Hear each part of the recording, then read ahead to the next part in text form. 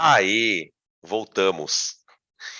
Pronto, abrimos a segunda frente. Está. Ah, foi você, Oianes. Tudo bom? Seja bem-vinda.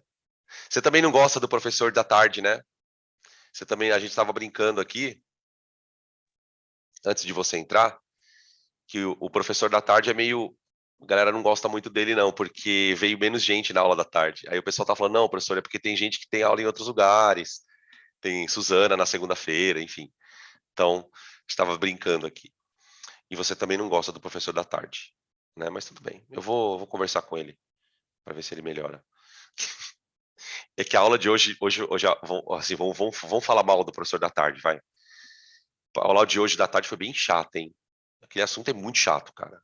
Agora que eu dei o assunto, eu já posso falar. Puta merda, que assunto chato, cara. Nossa senhora, ai, aquela equação chata, não tem que pensar, tem que ficar só fazendo conta, tá? E aí, ó, galera, quem tá assistindo a aula ao vivo, e para quem estiver assistindo a aula da gravada também, que vai assistir em algum momento, aconteceu uma coisa muito chata na aula de termologia. Eu já vou contar para vocês aqui, já vou pedir desculpa em público. Uh, Peraí que eu já leio isso aqui. Já leio essa frase é boa. E aí, o que aconteceu? Era aula de temperatura. O que eu fiz? Primeira parte da aula, teoria. Segunda parte da aula, exercícios. A gente fez um intervalinho. Eu, de maneira distraída, besta, fui para o intervalo, voltei e não gravei a parte de exercícios. Então, quem não assistiu a aula de física hoje, vai receber só a teórica e os exercícios eu vou mandar o PowerPoint resolvido.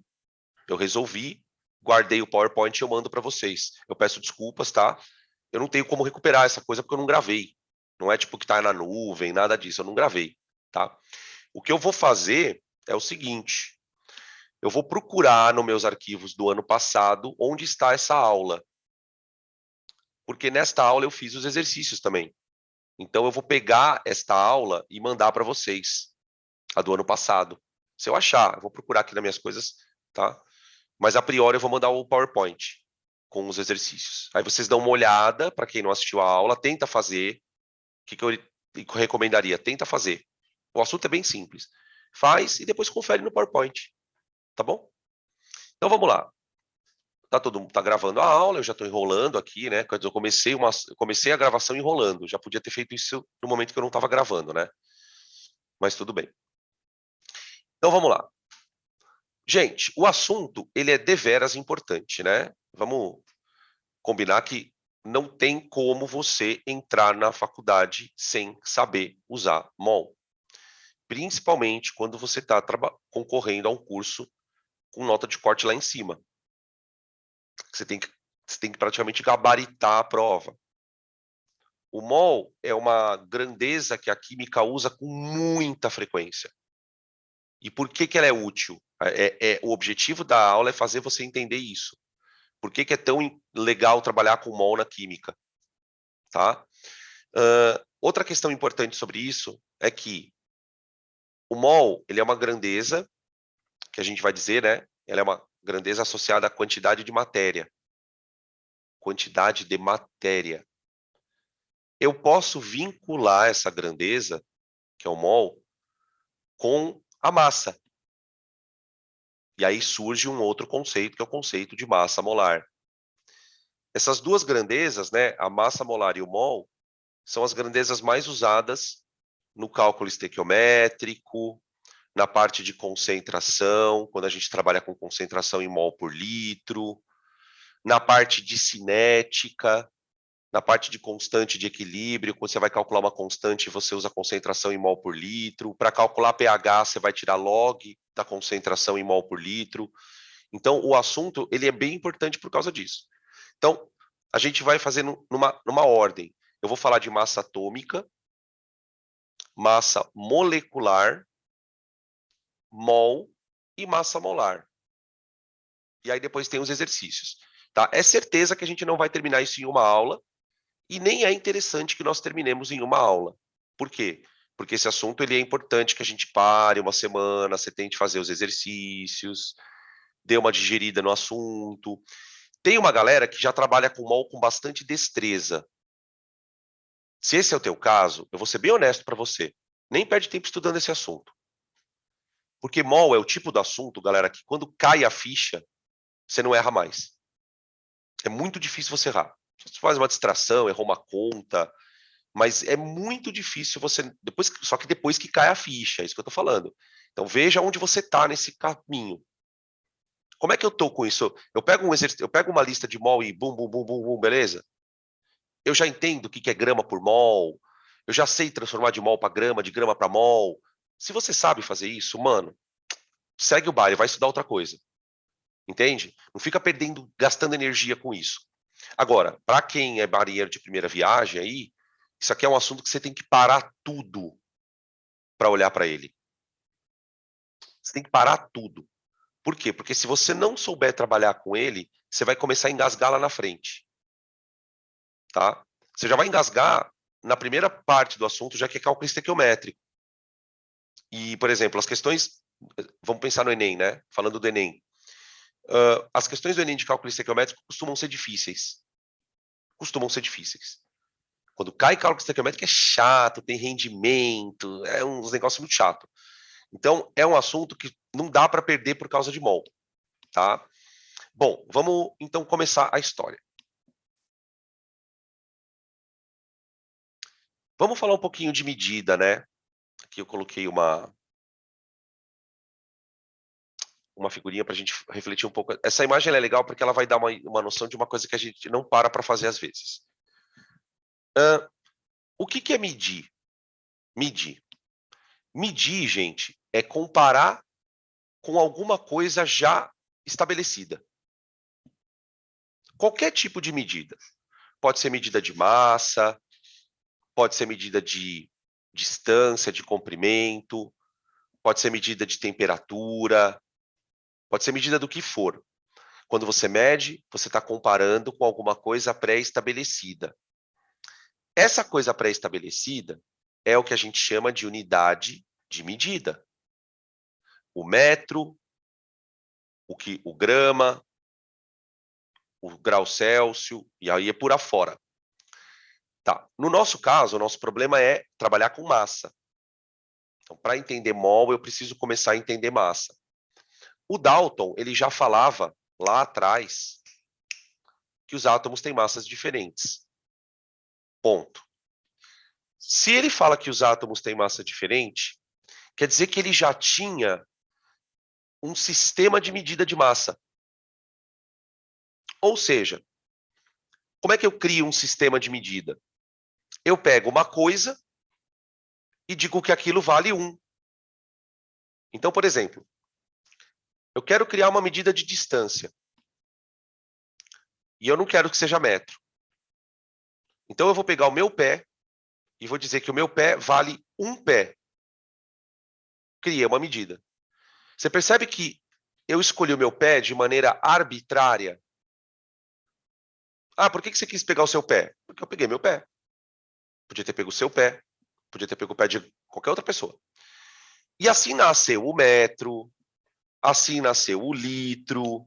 Né? Se você vai estudar essa parte, que é uma parte, eu acho ela bem interessante, mas não cai no vestibular, então a gente não estuda. A história da unidade. De onde veio o metro? De onde veio o segundo? Sempre você vai perceber que em algum momento alguém pegou alguma coisa e estabeleceu aquilo como padrão. Ponto. Então, quando a gente fala em massa atômica, a gente está falando de uma medida. De uma medida. E essa medida, então, tem um padrão. O que é uma unidade dessa coisa? Né? Então, a ideia, de maneira geral, é a seguinte. Eu vou escolher um átomo, essa bolotinha branca, imagina que isso daí é um átomo, e vou dizer que esse átomo pesa 1, de maneira arbitrária. Então, esse cara,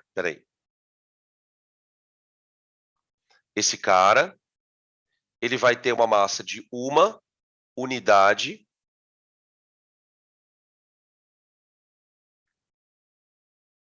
de massa atômica. Peraí, ai, eu tô meio de mau jeito aqui na mesa. Unidade de massa atômica. A gente usa a letra U para ela. Pronto. Isso daí vai ser 1. E aí, o que eu vou fazer agora? A partir do momento que eu determinei que aquilo vale 1. Eu vou comparar a massa dele com a massa de outros átomos. Então, por exemplo, eu tenho outro átomo ali, grandão, tipo, que eu quero medir a massa dele. O que eu vou fazer com esses dois átomos? Eu vou comparar a massa dos dois. Eu vou comparar a massa dos dois. Então, eu vou ver quantas vezes aquele átomo misterioso é mais massivo, né? Tem mais massa, do que aquilo que eu chamei de padrão, tá? Que é a unidade de massa atômica. Beleza? E aí, no meu desenhinho, isso é um desenho hipotético, né? O que a gente vai ter? A gente vai ter aqui, ó, quantos átomozinhos pequenos eu tenho? 1, 2, 3, 4, 5, 6, 7, 8, 9, 10. Ah, então eu vou dizer que a massa desse cara é 10 unidades. Tá? Todos os elementos conhecidos têm uma massa atômica. Todos. Todos eles têm uma massa atômica. Todos os átomos têm uma massa atômica. E essa massa foi aferida em comparação com um padrão. O que aconteceu ao longo da história? O padrão foi mudando. Uma hora o padrão era um átomo, outra hora o padrão era outro, outra hora um vinha e falava, não, vai ser isso aqui. Até que agora, por volta de 1900 e, sei lá, acho que 50, eu não sei exatamente a data, tá, gente? 50, 60, aí o PAC formalizou o padrão. Quem é esse 1? O que é esse 1? Tá? A gente vai comentar daqui a pouquinho. Tudo bem? Então, a balança, ela vai registrar... Gente, entenda que essa balança, ela não é uma balança de verdade. Eu não consigo pegar uma balança que pese um átomo, tá, gente? Eu não tenho balança assim. Mas entenda que existem formas de fazer isto em laboratório. Eu consigo calcular a massa de um átomo isolado, mas não com uma balança. Eu faço isso de outras formas. Então, a nossa balança de mentira, né, vou colocar assim, ela vai registrar o que eu chamo de massa atômica. Massa atômica. Tudo bem? Então, de maneira geral, o que eu posso dizer que é a massa atômica? É quantas vezes um átomo é mais pesado que o padrão. É isso a massa. A massa de um átomo é quantas vezes ele é mais pesado que um padrão. Esse padrão é a unidade de massa atômica. Tá bom? Hoje, né? Hoje ele se chama unidade de massa atômica. Beleza? Essa massa atômica vai ser importante para nós definirmos uma outra massa, chamada massa molar, que não tem nada a ver com a massa atômica. São duas massas diferentes, tá? Eu não vou falar muito sobre a massa molar agora, embora esteja escrita aí no slide, porque eu precisaria falar de mol e eu não quero falar sobre isso agora, tá? Eu não quero enrolar a aula agora. Então, qual seria o padrão? A gente vai discutir daqui a pouquinho. Segura aí que a gente... Zoom, garotinho. Que a gente já vai fazer isso. Porque isso é uma coisa importante. Tem um negócio nesse padrão muito louco. Deixa eu trocar aqui.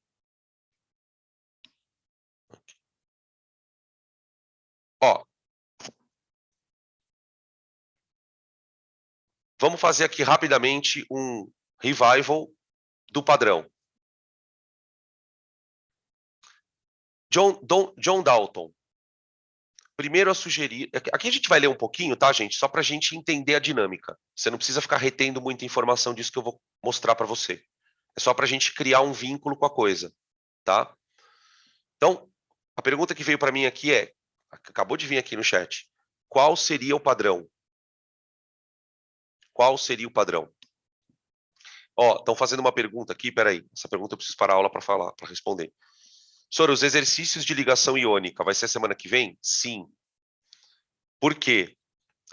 Não sei se você chegou a ver no WhatsApp, no grupo, ou ontem, que ontem acho que não sei se estava na aula. A partir dessa semana, a gente abriu 2 frentes. Então, você vai ter sempre uma aula de uma frente e outra aula da outra. Então, na semana que vem, o que a gente vai ter?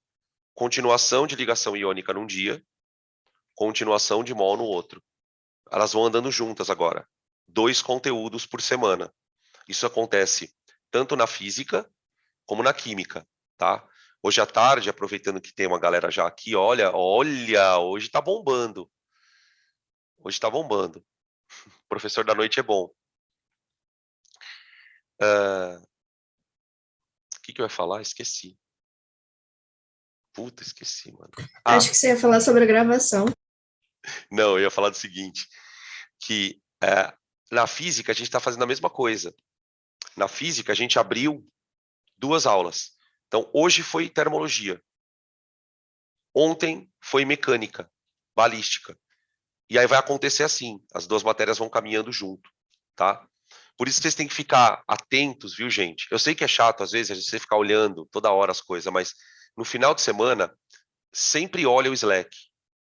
Sempre. Por quê? Vai ter o que vai acontecer na semana seguinte. Eu coloco isso geralmente no sábado, às vezes na sexta, depende das minhas coisas aqui. Sempre no final de semana eu coloco. Então amanhã é quarta, né? Lá para sexta, sábado, por aí, vocês vão receber lá no Slack. O que vai acontecer no dia tal e tal da semana? Então vocês dão uma olhada vocês vão perceber que vai ter 2 coisas sempre, tá? Bom, voltando aqui à história do padrão. Massa. Quem mais poderia inventar um padrão, se não primeiro Dalton, que foi quem concebeu a ideia do modelo, né? Das massas dos átomos, tá? E o que ele propunha como padrão era o hidrogênio. O hidrogênio. Todo mundo entende o que significa hidrogênio 1? O que é hidrogênio 1, gente?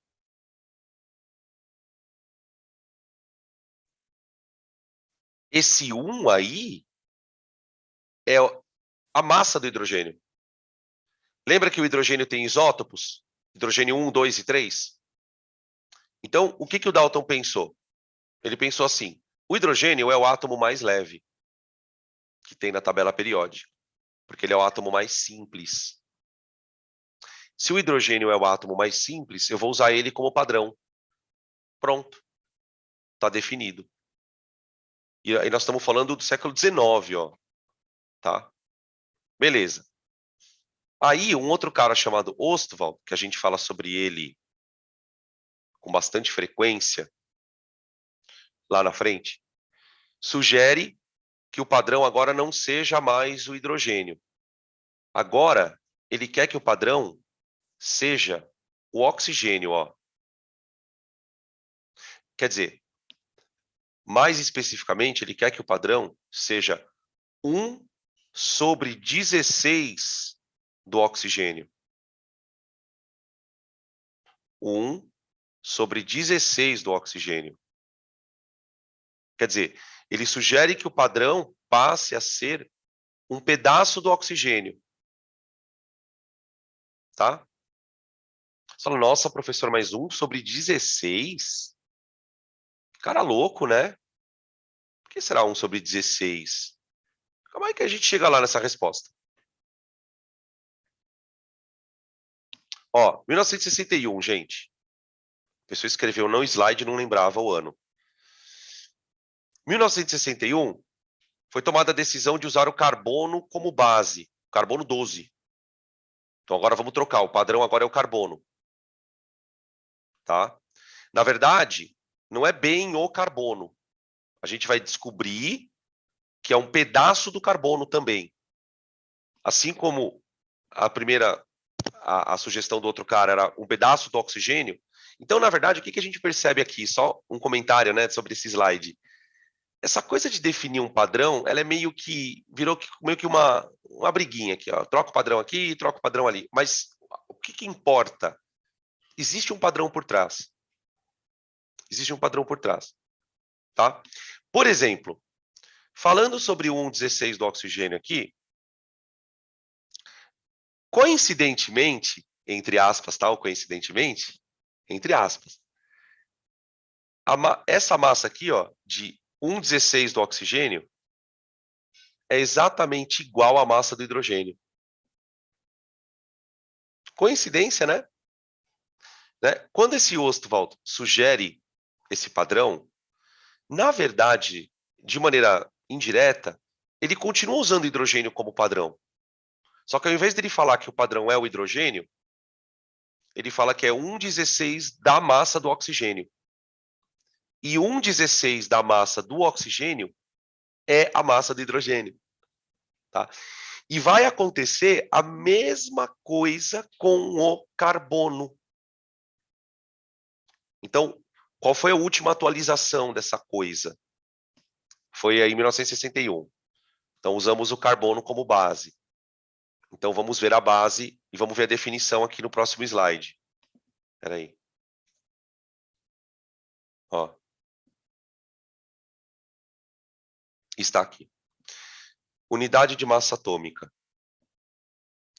É uma unidade de massa para expressar massa de átomos, moléculas ou partículas nucleares iguais a 1/12 da massa de um único átomo do carbono 12, que é o mais abundante. Então, o que os químicos fizeram? Vamos considerar o carbono mais abundante na natureza, carbono 12. Para quem não sabe, o carbono ele aparece em três variedades na natureza. Carbono com massa 12, 13 e 14. Os caras descobriram isso ao longo do tempo. Eles começaram a perceber que os átomos de carbono não tinham a mesma massa. Então nasceu aí o conceito de isótopo, né? Tá, então o que eles fizeram? Vamos pegar o átomo de carbono que tem maior quantidade na natureza, que é o 12. Vamos imaginar que ele tem uma massa. Vamos pegar essa massa e dividir por 12. Esse pedaço é o nosso padrão. Então, a gente vai considerar que, né, para efeito de formal, né, de definição, que uma unidade é igual a 1/12 da massa do carbono 12. Tá?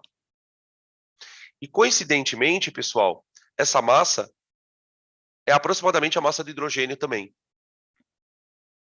Tá? Ela difere um pouquinho, mas é aproximadamente a massa do hidrogênio. Então, no fundo, o que se faz é pegar o elemento mais leve e admitir que ele é o padrão. Tá? E aí você passa a ter toda uma consequência por trás disso, que é, então, se eu tenho um padrão, é o que eu estava falando no começo da aula, se eu tenho um padrão, eu posso comparar a massa de qualquer átomo com aquele padrão, que é esse aí, tá? E aí uma coisa, tá, gente? A gente não fica pensando nisso toda hora, que uma unidade é 1/12 do carbono. Tá? A gente, às vezes, apresenta essa definição para o aluno e o aluno fica muito preocupado em tentar entender isso. Olha, se você não entender muito, não tem muito problema não, tá? Você vai usar isso de maneira bem mecânica. Não é tudo que a gente usa que a gente entende, né? Haja vista a internet. A gente usa o celular e não entende o que está acontecendo ali. Só usa. Enfim. Quer ver? Vamos pegar aqui um gancho disso. Quer ver da consequência que eu falei, ó? Ó. Então imagina lá aquela balança hipotética, tá? Eu tenho lá um átomo verdinho comparando com o padrão que é o branquinho, tá? Quando o átomo é carbono, a massa é 12.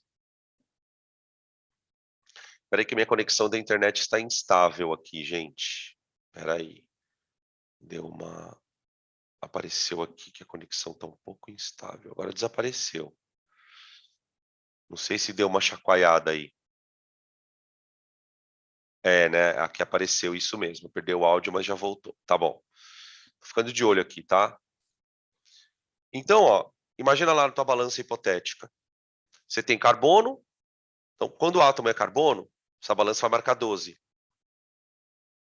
Então, é como se eu dissesse para você assim, olha, a massa do carbono, ela é 12 vezes uma unidade. Faz sentido o carbono ser 12, né, gente? Acho que todo mundo concorda com isso. Porque se o carbono é dividido em 12 partes e cada parte tem uma unidade, então o carbono em si tem 12. Né? Não sei se esse raciocínio fica claro para vocês. Tá? Já o oxigênio é 16. Então é 16 vezes o padrão. Você pode perceber que não existe, dos elementos que nós conhecemos no universo, né? Não existe nenhum elemento mais leve que o hidrogênio. Tá? Por que é legal de você perceber isso? Porque quando os físicos e os químicos perceberam que o hidrogênio é o mais leve, qual foi a ideia na hora? Falou, bom, se ele é o mais leve, eu vou dizer que ele pesa 1. Pronto. Se ele é o mais leve, eu vou dizer que ele pesa 1. Então, nada vai pesar menos do que 1.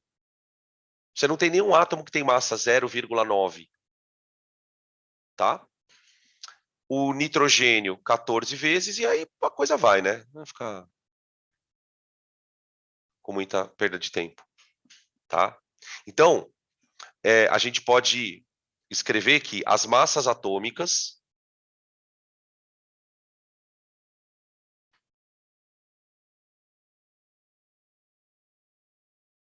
foram obtidas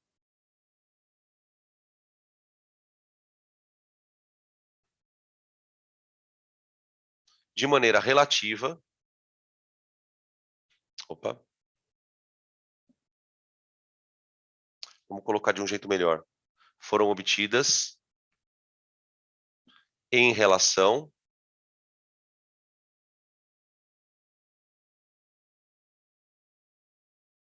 a 1/12 do carbono 12. Tá? Se você procurar em tabela periódica, tem escrito isso, às vezes, na parte de cima. As massas atômicas são relativas a 1/12 do carbono 12. Ou seja, o padrão que foi usado é esse, tá? Desde 1961 ali. Beleza? Bom, qual é o primeiro desdobramento disso? Então, os átomos têm massa? Tem. Só que tem um problema. Para que eu usaria essa massa? Vamos pensar um pouquinho. Eu poderia usar a massa do átomo para calcular a massa de uma coisa maior, como uma molécula.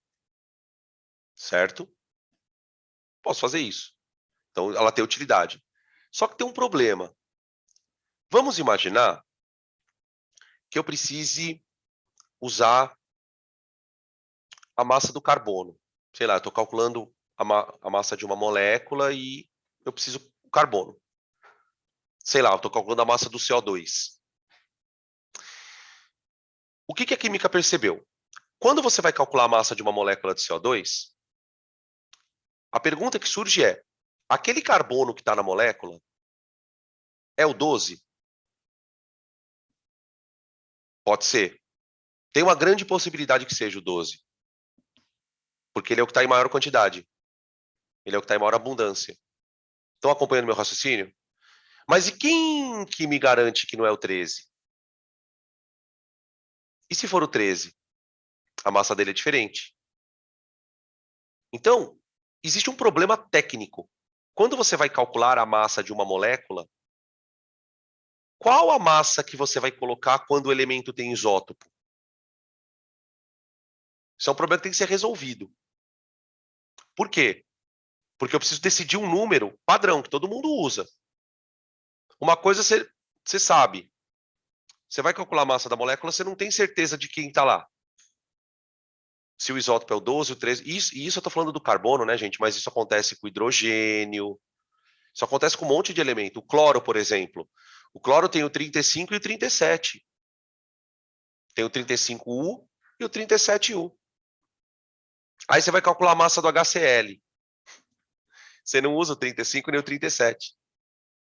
Então a química teve que criar uma forma de resolver este problema. Então, deixa eu mostrar para vocês aqui, ó.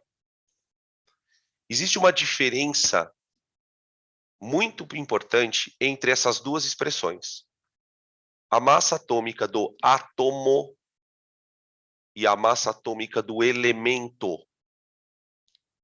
Tá? É muito importante isso. Por quê? Porque na tabela periódica, aquela que você usa para fazer conta é a massa do elemento. É a massa que vai representar aquele cara. Então, eu vou te dar um exemplo prático disso. O cloro pode aparecer na natureza com dois átomos, o 35 e o 37. Só que, não sei se vocês vão lembrar, que quando eu uso a massa do cloro, eu uso 36,5. Aliás, 35,5. Então, a massa que vai ser usada para representar o cloro é uma massa que nem existe. Ou o cloro é 35, ou ele é 37, mas eu uso 35,5. Isso não acontece só com o cloro, tá, gente? Eu estou falando do cloro porque eu lembrei de cabeça. Então, o que é a massa do átomo? A massa do átomo é a massa dele, daquele átomo específico. A massa do elemento ela é obtida a partir de uma estimativa das massas que o átomo pode aparecer naquela situação. Deixa eu mostrar para vocês aqui um caso. Ó. Vamos ler isso aqui. Aí depois eu mostro aqui a figura. O que é a massa atômica de um átomo? É a massa do átomo de um elemento medido na unidade de massa atômica. Então, você pode medir a massa de átomo de carbono, você pode medir a massa de átomo de enxofre. Agora, por exemplo, quando você vai medir a massa de átomo de carbono, você encontra átomos com massa diferente. Tá, aí surge a massa do elemento, que é a massa que está na tabela periódica. A massa do elemento é uma média ponderada das massas, né, de todos os isótopos. Então, quer dizer, como o elemento pode aparecer com várias massas, o que a química pensou? Vamos fazer o seguinte, vamos calcular uma massa média para esse elemento. E toda vez que eu precisar usar a massa, eu vou usar essa média. Só que ela é uma média em que ela leva em consideração que em algumas situações você pode ter muitos átomos de uma massa só, como é o caso do carbono, por exemplo. Eu falei para vocês aqui agora há pouco que o carbono tem 3 isótopos. Só que mais de 95% do carbono é 12. Quase todos são 12. Então, na hora de calcular a média, a gente vai levar isso em consideração, como um peso, tá? Então, a média, aquela que eu uso, é uma massa que não existe. Não existe. Tá? O que acontece? Muitas vezes, aquele valor da tabela está aproximado. E ele acaba coincidindo com a massa de um dos isótopos. Por exemplo, se você for procurar na tabela periódica, a massa do carbono é 12. Mas aquele 12 lá, gente, é uma média. 12, por exemplo. Imagina eu dizer para você assim, ó. Você tem o número 12, o número 13 e o número 14. Aí eu vou tirar a média. Ponderada. Vai dar 12,000002. Na tabela periódica, vem assim. Então, esse número, na verdade, gente, ele é produto de uma média. Agora, como é que a média de 12, 13 e 14 dá quase 12? Alguém pode me explicar? Por quê?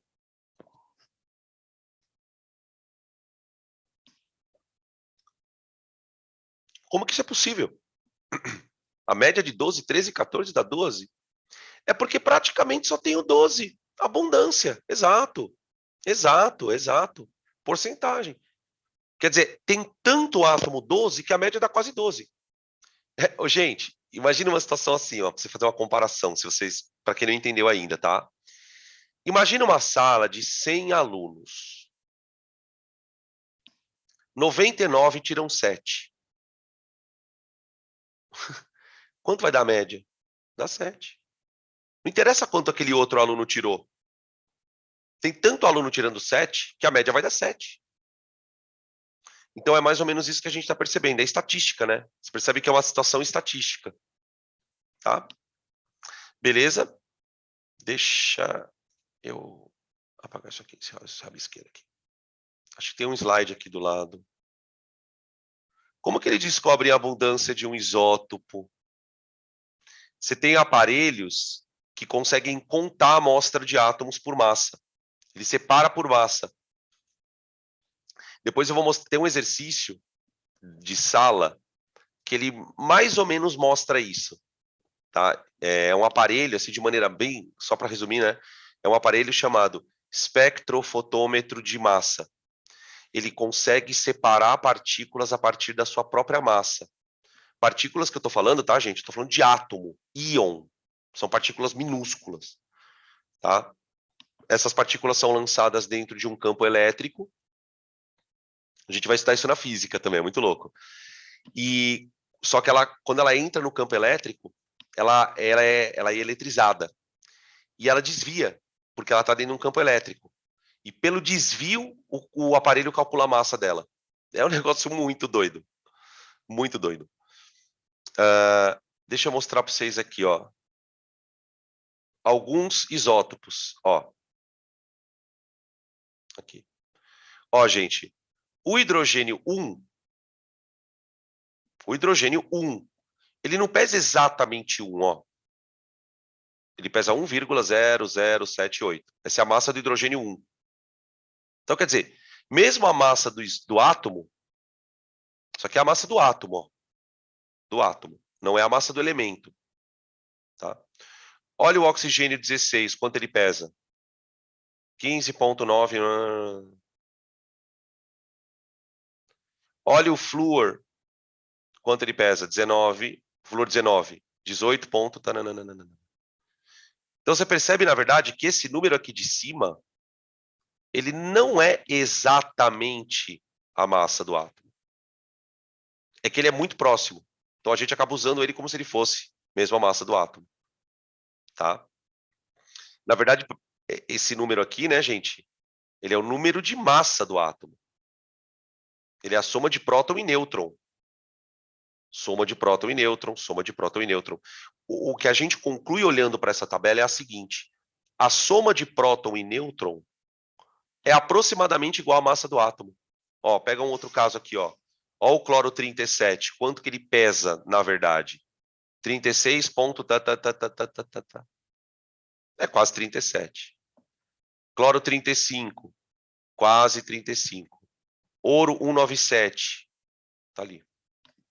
Tá? Beleza. Aqui tem um outro slide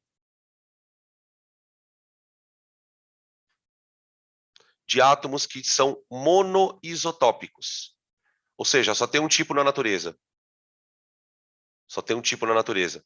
Tem uns elementos bem diferentão aí. Tem uns famosos, né? O flúor, por exemplo, o iodo, tá? O iodo é o 127. Deixa eu fazer um comentário sobre o iodo, tá, gente? O iodo tem iodo radioativo, tá? Se alguém tem parente que passou por algum tratamento de câncer na tireoide, já deve ter ouvido falar de tratamento com iodo para quimioterapia, para radioterapia, perdão.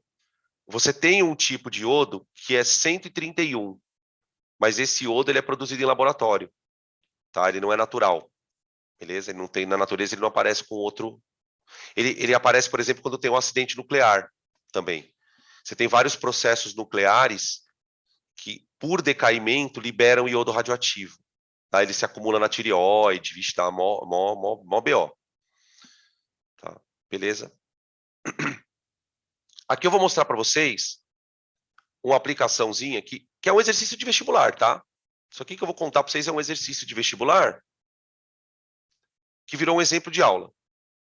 Tá? É um exercício da Unesp. Não lembro exatamente de que ano é, tá? Mas é um exercício da Unesp. O que o cara fala? Ele fala assim, olha, na natureza, o elemento boro, ele aparece na forma de dois isótopos, que são os seguintes. Boro, de massa 10, então a massa do boro 10, e um isótopo, boro 11. Só que a porcentagem dos átomos na natureza é essa daqui, ó. Tá? Só que ele não fala desse jeito.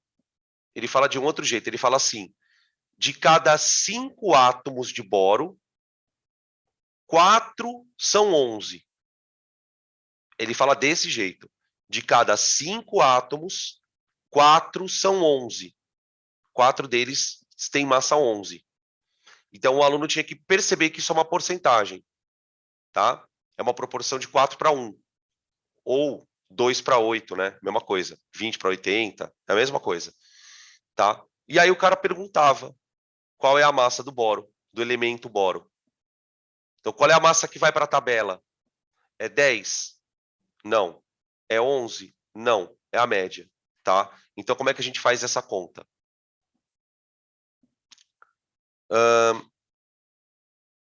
Como que a gente descobre a porcentagem? Você não precisa descobrir a porcentagem. Aí é que está a sacada. Ó, olha que interessante. Olha, a matemática é linda. Ó, vamos fazer uma conta aqui comigo, ó. Massa do boro. Eu vou fazer a conta, ó. 10 vezes 20% mais 11 vezes 80% dividido por 100. Isso é média ponderada, certo? Agora, alguém faz essa conta aí para mim, por favor. Eu vou desenvolver uma outra conta com você. Ó, 10 vezes 1 mais 11 vezes 4 sobre 5. Olha para essas duas contas. Se o cara fala para mim que de cada 5 átomos de boro, 4 tem massa 11, um deles tem massa 10. Aí eu fico com a conta amarela. Se o cara fala para mim que é 20% e 80%, eu faço a conta branca. É a mesma coisa.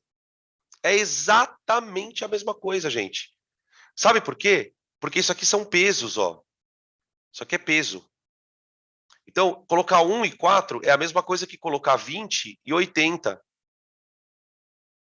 Tá? Dá 10,8. Exatamente. Ó, o pessoal já fez a conta aqui, ó.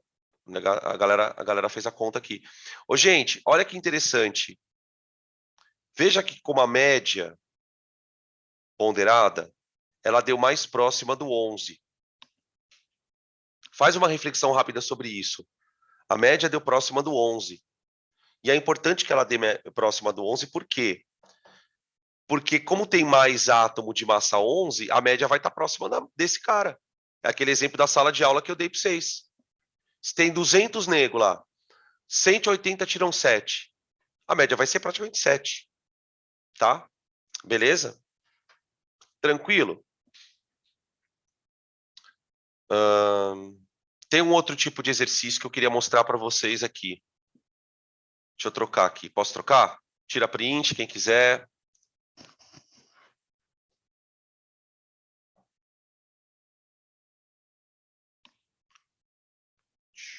Pronto.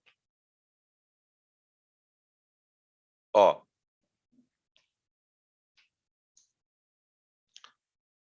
Receba!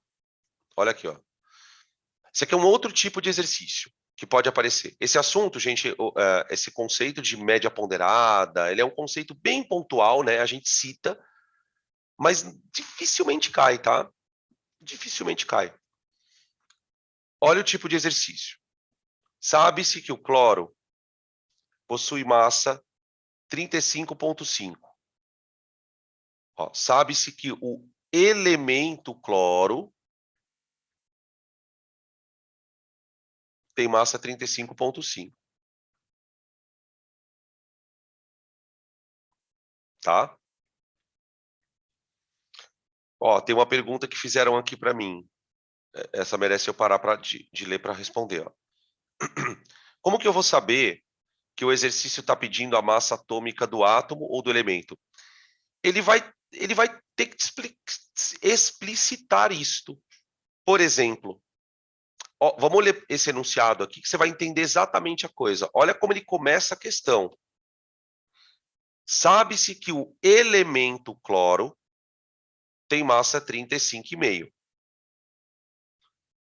Considerando que o cloro ocorre na natureza sob a forma de dois isótopos, 35 e 37, qual a porcentagem de ocorrência? Então, veja que nesse exercício, ele não te pediu a massa do elemento. Aqui ele tinha pedido, ó. Tá? E aí, respondendo a tua pergunta, né? Mas como é que eu ia saber que ele é? Ele vai ter que explicitar, ó. Eu quero a massa do elemento. Se eu quero a massa do elemento, é média ponderada. Até porque, né? Quando você olha para essa figura, você já imagina que ele quer a massa do elemento. Por que eu sei que essa massa aqui vai ser a do elemento? Porque aqui ele deu a massa das variedades dele, ó. São os dois tipos de boro. Então, isso aqui seria a massa de um isótopo. Esse aqui seria a massa do outro isótopo. Eu tirei a média ponderada dos dois. Tá? Agora, nesse aqui, vamos voltar aqui, ó. Peraí. Diacho. Aqui. Então, olha só. Qual que é a brincadeira? Eu tenho um cloro 35U. Eu tenho um cloro 37U. E na hora que eu fiz a média ponderada do cloro deu 35,5. Isso por causa das porcentagens, né? Que eu quero saber. Então, uma coisa eu sei. Eu vou dizer que o cloro 35, ele tem X%. Tá? E o cloro 37 tem Y%, mas eu não vou escrever Y. Porque se eu colocar Y, eu vou colocar uma outra incógnita. Eu vou usar uma outra técnica. Eu vou escrever 100 menos X%.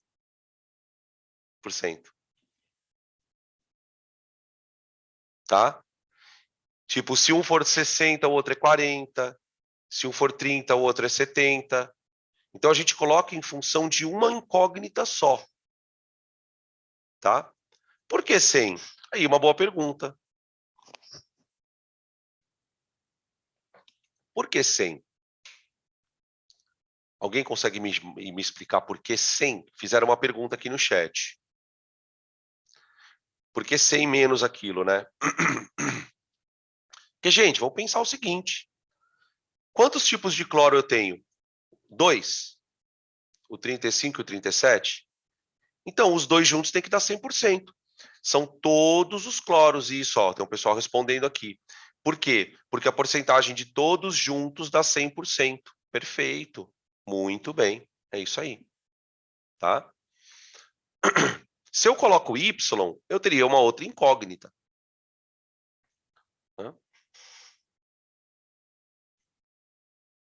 Tranquilo? Espera aí, deixa eu ver o negócio. Por que menos X? Pensa o seguinte, ó. Então, vamos fazer assim.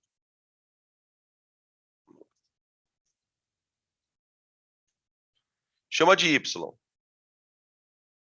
Acho que fica mais fácil, ó. Só que o que eu sei? Que X mais Y é igual a 100%. Todos os cloros juntos dá 100%. Certo? Portanto, Y é 100 menos x. Não é? Aqui, ó. Isola passa o x para lá. Então, ao invés de eu escrever y, eu escrevo 100 menos x. Eu elimino uma incógnita. Gostei da reação aqui. Entendeu? É a malemolência, né? É a famosa malemolência. Isso que eu falo. São percepções que você só vai tendo com experiência. Você só vai perceber. Então, assim, em vez de botar y, é 100 menos x direto. Tá, mas o que eu faço com isso, né? Com essa coisa? Olha, gente, eu sei que 35,5 tem que ser igual a 35 vezes a porcentagem dele, tá? Ó. Porque agora, o que a gente sabe? Que a média ponderada dá 35,5. Então, agora eu vou desenvolver a conta. Então, ó, 35 vezes a porcentagem do cloro mais 37 vezes a porcentagem do outro cloro. Aí eu já vou colocar aqui 100 menos x. E podia colocar y, mas é já desnecessário. Eu vou colocar 100 menos x. Tudo isso dividido por 100%. Tudo isso aqui dividido por 100%. Olha lá. Olha que doideira que ficou a conta. Agora eu vou achar o x.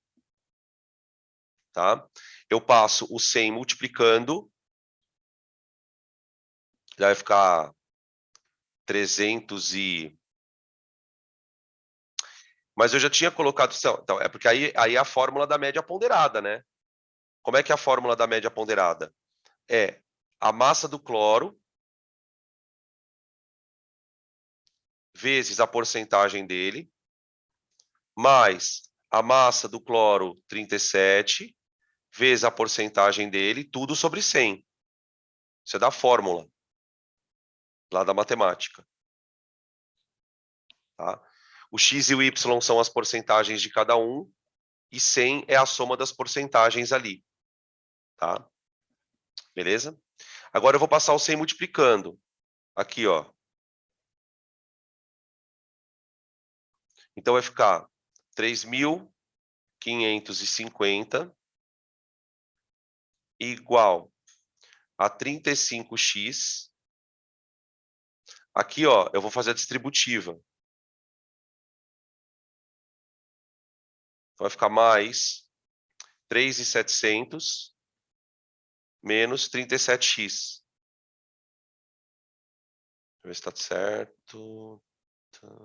Tá, acho que tá. Vai ficar 2x igual a 150. 2x igual a 150, gente. Você isolando o x, deixa eu ver se é isso mesmo. Dá menos 2x aqui. Acho que é isso mesmo. Tá? Então, o x, ele vai dar 75%.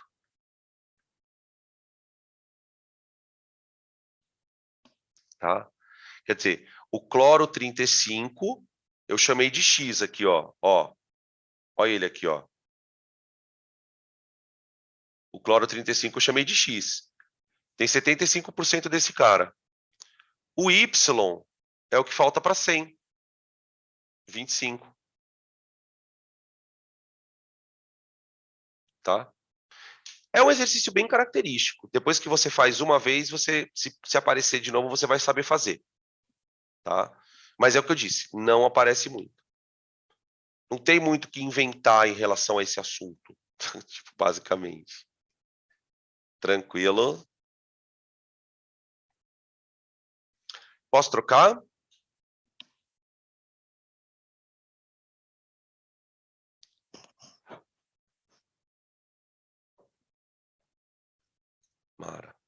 Mara.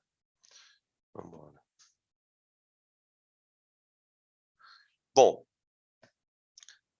que eu faço com essas massas, então? Né? Depois que eu calcular a média ponderada, então, ó, essa massa aqui, ó, ela vai para a tabela.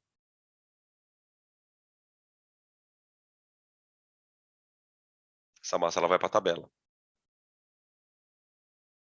Tudo bem. O que eu faço com essa massa, então? Eu vou calcular a massa de coisas maiores. Então, eu tenho aqui o conceito de massa, de massa molecular. Massa molecular.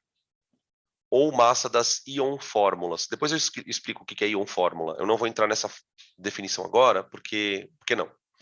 Quando a gente tiver aula de ligação iônica na semana que vem, eu falo dessa expressão, tá? Ion-fórmula.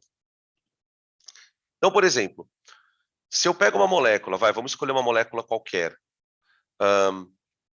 Vou pegar a molécula de ácido acético, tá? Então, vamos lá, molécula de ácido acético.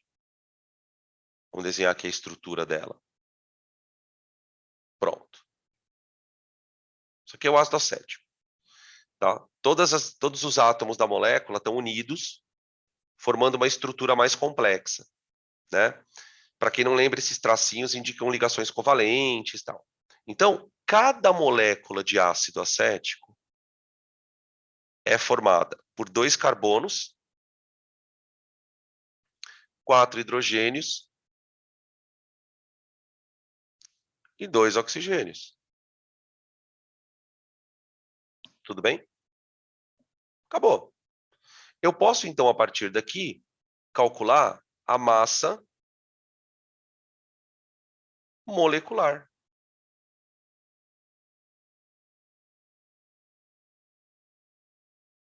Certo? Eu vou na tabela, e é isso que a gente faz muito, né, nos exercícios. Vê lá na tabela a massa de tal átomo, vê lá na tabela. E pego a massa da tabela, que é a massa de média ponderada. Aquela massa resultado daquela média. Então, eu vou pegar 2 vezes a massa do carbono, mais 4 vezes a massa do hidrogênio,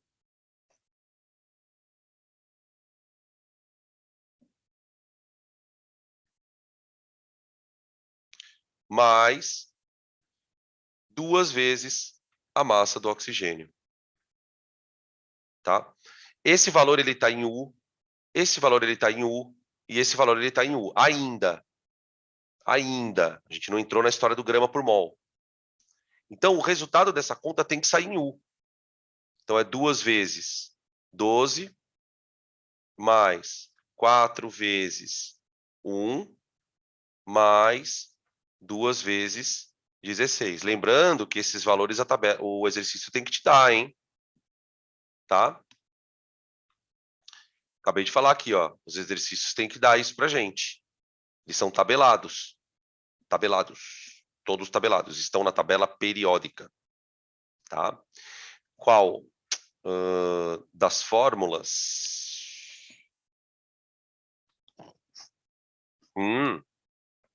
Aqui, ó. 2 carbonos, 4 hidrogênios, ó. E 2 oxigênios, ó. Aqui. Eu estou somando todos os átomos que tem na molécula. Tenho 2 carbonos, 4 hidrogênios e 2 oxigênios. Como que você vai saber disso numa questão? Ele vai ter que te dar a fórmula ou ele te dá o nome para você escrever a fórmula, tá? Tem todo um caminho aí, né? Tem todo um caminho. Então, como é que eu vou saber isso? A gente tem toda uma parte da química que vai estudar a nomenclatura, como desenhar a fórmula, como dar nome, tá? Vai ter a molécula desenhada? Pode ser que sim, pode ser que não. Geralmente tem, né? Geralmente tem. Geralmente o exercício em que você vai precisar fazer essa conta, ele está mais preocupado com a conta do que com o desenho. Mas assim, tá? Uma hora você vai ter que saber desenhar isso aí. Se não for para esse exercício, é para outro. É para outro. Tá? Tipo, como é que eu saio daqui e chego aqui? Né? Tá? Então tem um caminho aí na parada. Então vamos ver aqui, dá 24, 28 mais 32 dá 60? 61. É isso? Confere. Tá aí, então, a massa molecular. Veja que até aqui eu não usei a palavra mol, tá? Então, o que a gente fecha nessa primeira parte da aula com a seguinte situação. Essa unidade U, ela foi inventada. Eu sei que ela é uma unidade inventada a partir de um átomo bem leve e ela serve para medir massa de coisa pequena. Então, para nós, ela tem uma boa, ela é bem limitada. Por quê? Porque a gente não trabalha com quantidades tão pequenas assim. Por menor que seja uma reação química, gente, você vai trabalhar com quantidades de gramas, quilogramas. Na indústria, você trabalha com tonelada. Então, usar essa unidade a gente não usa. Mas a definição dela vai me ajudar a definir mol e massa molar. Tá? Tudo bem? Até aqui tranquilo? Estamos prontos para começar a parte de mol? Estamos? Então tá. Maravilha. Bom, o mol, ele surge... É importante a gente considerar, galera, o seguinte. O mol, ele foi inventado. Ele não foi descoberto. Não sei se você consegue entender a diferença disso. Por exemplo, a gravidade é um fenômeno da natureza.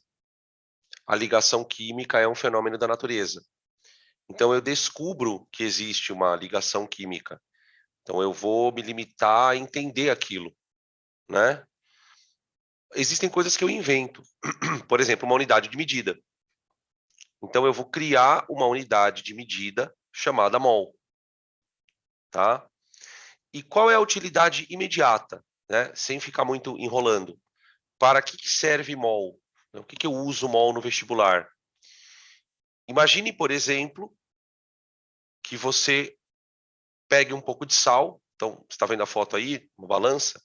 Você tem uma amostra de sal, tá? Olha que bela balança.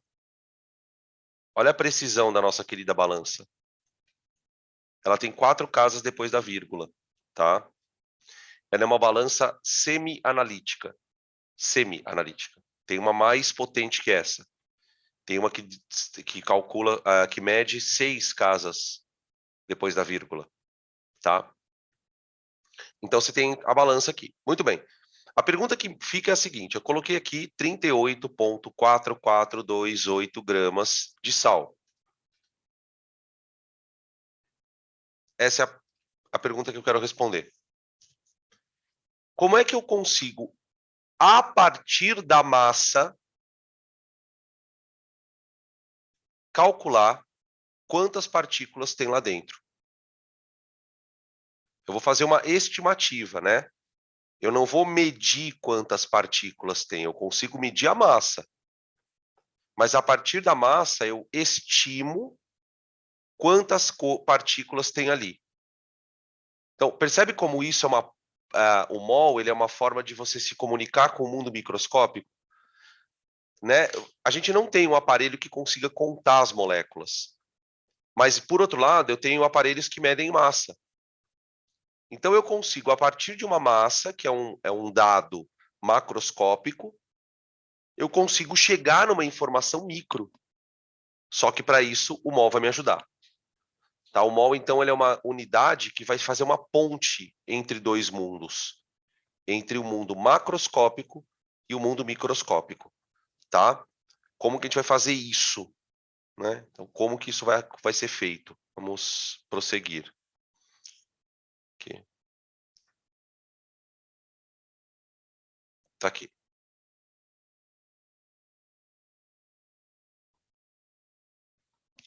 Gente, a melhor maneira de você entender mol, sem muito frufru, é trocar a palavra mol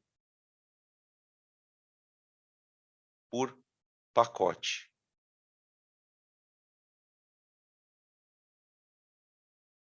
Pronto. Você tem a ideia do que é mol. Ah, então mol é um pacote? É. Agora continua lendo a frase. Lê essa frase. e troca por pacote. Onde tiver mols, põe pacote. Ó, o conceito de pacote está intimamente relacionado a uma constante de Avogadro, sendo que um pacote tem aproximadamente 6,02 vezes 10 a 23 entidades. Aqui, entidades não são entidades espirituais, são entidades que podem ser átomos, podem ser moléculas. Você pode usar a palavra mol do lado do que você quiser. Mol de átomos, pacote de átomos. Mol de moléculas, pacote de moléculas. Mas, professor, que palavra estranha, mol, né? Mol, né? Mol, ele vem de, eu não sei exatamente a etimologia da palavra, mas ele deriva de uma palavra grega que é mole. Mole. Mole, que é quantidade. Aliás, uma curiosidade, tá? Uma curiosidade. A palavra molécula é diminutivo de mole. Então, o que é uma molécula? Não é um grupo de átomos? Um grupinho de átomos. Então, é o diminutivo de quantidade. Qual é o diminutivo de quantidade? Unidade. Então, é um negócio muito bizarro, essas coisas de palavra. Voltando. Então, você quer entender mal de um outro jeito? Vamos fazer um outro exercício mental juntos. Todo mundo aqui sabe o que significa a palavra dúzia. Todo mundo sabe. De uma certa forma, dúzia é um pacote, não é? Com 12. Então, a palavra dúzia também é um pacote. Diferente do mol. O mol é um pacotão, né? Quantas coisas terão dentro de um mol? 6,02 vezes 10 a 23 entidades, tá? São 600 sextilhões. O número, gente, é monstro. É isso aqui, ó. Eu vou escrever uma vez para vocês, tá?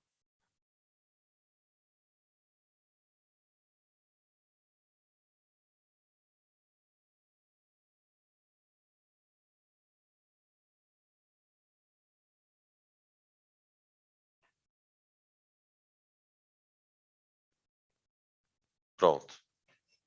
Aproximadamente esse é o número. Na verdade, tem vários numerozinhos aqui, tá? Então, cada pacote tem isso. Isso é um mol. Claro que você pode pensar o seguinte, né? E 2 mols? São 2 vezes isso. E 3 mols? São 3 vezes isso. E assim sucessivamente. Né? Se você trocar mol por dúzia, aqui vira 12. É a mesma ideia. Só que, claro que fica uma pergunta aqui, que é a pergunta muito louca, é a seguinte, né? Mas, professor, por que? Por que esse número tão grande? Por que o número é esse? E quando você descobre quanto vale o mol mesmo, se você procurar na internet, no Google, o mol é um número muito quebrado. Muito quebrado.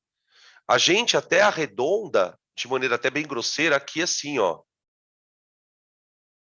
Você vai ver muitos exercícios usando assim o mol, ó. 6 vezes 10 é 23. Que é o mais confortável para usar, né? Menos conta para fazer. Tá? Beleza? Daqui a pouco a gente comenta um pouquinho sobre por que o mol é tão grande. Porque foi de uma necessidade. Como eu disse, o mol foi inventado. Então os caras, você tem que pensar o seguinte: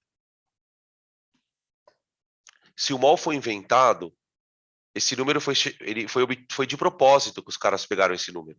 Não foi aleatório. Esse número é importante. É importante que ele seja esse, tá? O fato de ser esse número vai nos dar uma coisa muito legal lá na frente. Vamos continuar. Aqui eu coloquei alguns exemplos para a gente aprender, se acostumar com a leitura da expressão mol. Então, olha aqui, ó. Ó. Lê essa frase aqui, ó. 1 mol de moléculas, troca pacote, põe pacote, porque vai fazer muito sentido. Um pacote de moléculas de um gás possui aproximadamente 6,02 10 a 23 moléculas deste gás. Ou seja, 602 sextilhões de moléculas. Pronto, acabou. Então veja que eu usei a palavra mol do lado de molécula. Toda vez que eu dou essa aula, eu gosto de compartilhar uma coisa que aconteceu comigo no cursinho, né, na minha preparação. Esse conceito de mol, na minha cabeça, ele começou bem perturbado, assim. Eu tive muita dificuldade quando eu comecei a estudar, mesmo para o vestibular. Eu não entendia, não era natural para mim, eu não era confortável. Às vezes eu acertava a questão, mas era meio forçado. Porque eu percebi, na verdade, que eu estava fazendo um erro muito grave. Eu estava achando que mol, de alguma maneira, era alguma abreviação para molécula. Não.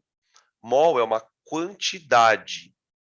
Então, por exemplo, onde a minha cabeça bugava? Quando eu lia isso, mol de moléculas, isso não era uma coisa confortável para eu ler. Eu falava, como assim mol de moléculas?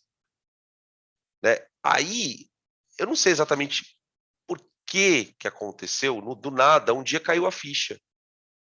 Falei, não, cara, peraí, velho. Põe pacote ali. Põe pacote. Puta, aí, mano, foi aí que caiu a ficha pra mim. Aí eu falei, nossa. Aí eu comecei a fazer os exercícios com desenvoltura. Põe a pacote e começou a fazer sentido aquilo, tá? Essa é muito comum. Tem o pessoal falando que já pensou assim também. Tem uma galera que pensa mesmo, é normal. É normal. Mol é uma quantidade de partículas. Ó, eu vou ler uma frase aqui. E aí nós vamos olhar para ela juntos, tá? Mol é uma Opa, peraí, gente, perdão. Eu sem querer apertei o negócio aqui.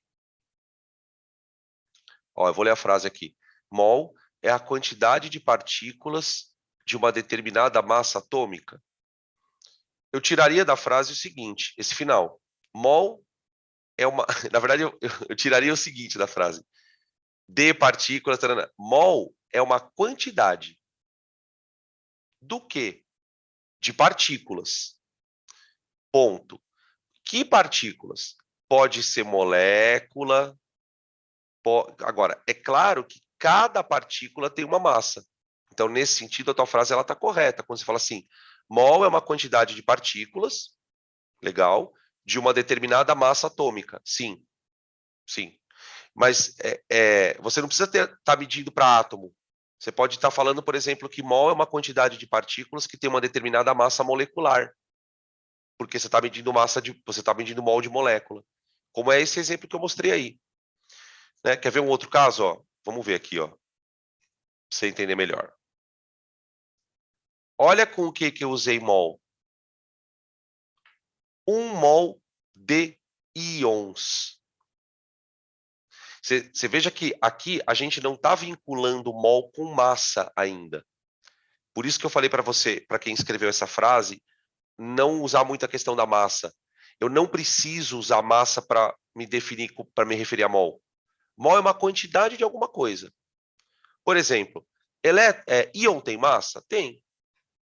Mas não importa muito isso. Ó. Quando eu falo 1 mol de íons, tem quantos íons? Aquela quantidade ali. Tá? 1 mol tem aquilo, 2 mols tem o dobro, 3 mols tem o triplo. Então, aquela quantidade ela vai se multiplicando. Tá? Beleza? Hum... não, tira esse negócio esquece um pouco a massa. Pensa de uma forma muito simples.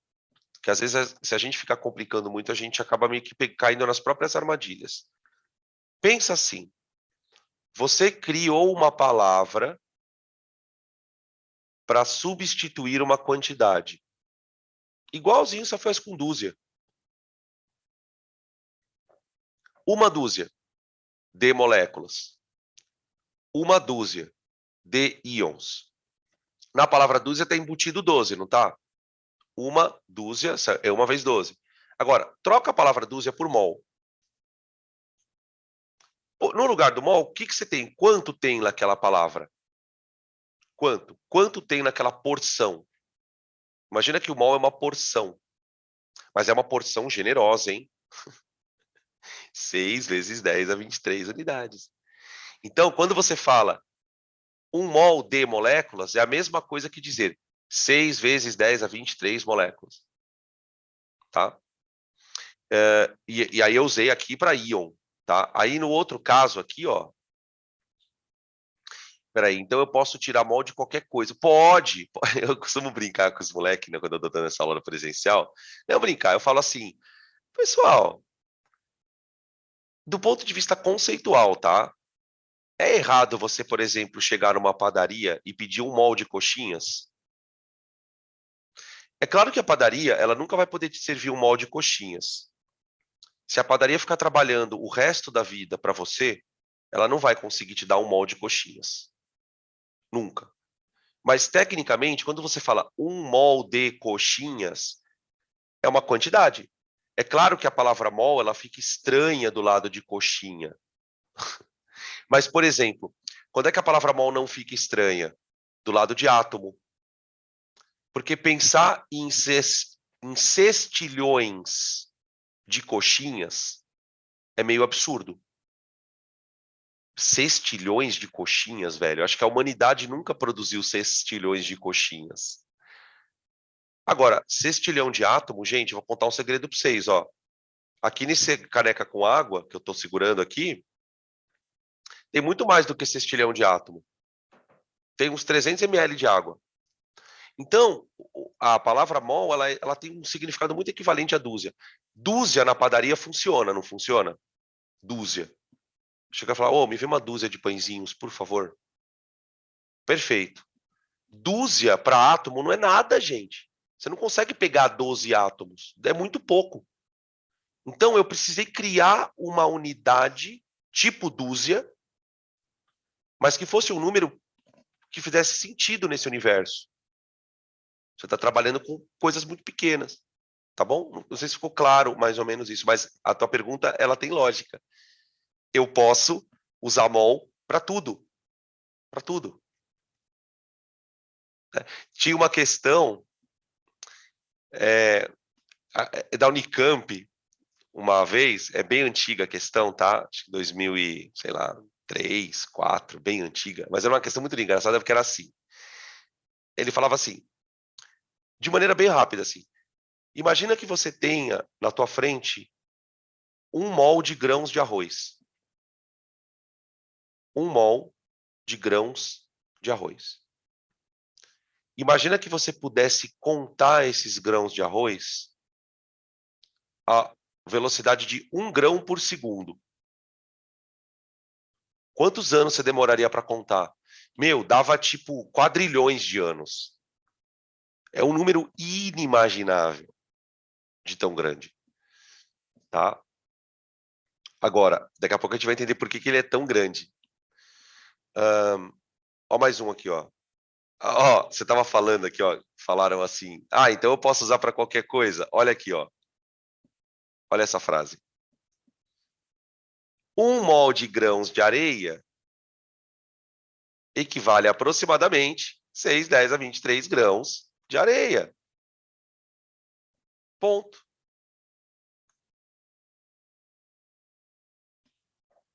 Olha, é muita areia, hein?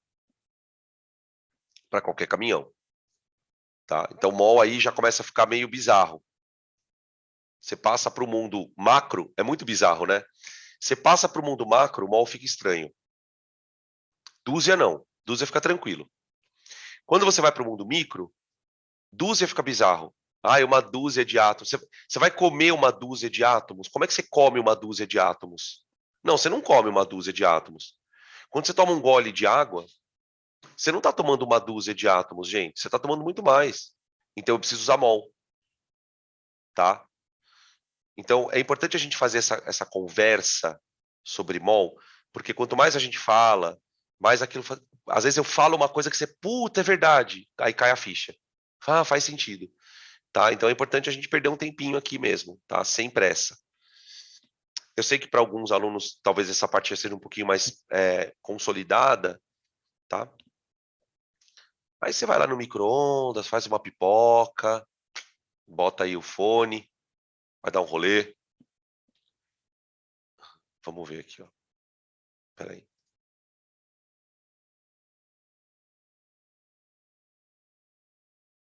Tá, então agora a gente precisa organizar uma questão antes de entrar na massa molar.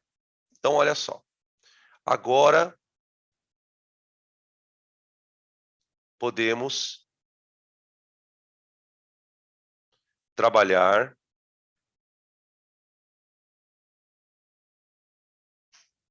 com.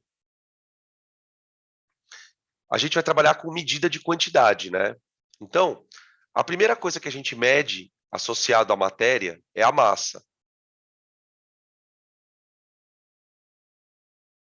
certo? E aí tem todas lá as suas unidades de medida, tananã. Uma outra unidade que a gente usa, que não é quantidade, embora a gente confunda com frequência, é o volume. Principalmente para gás. Então, massa, volume são unidades que a gente usa muito, tá? Principalmente para gás.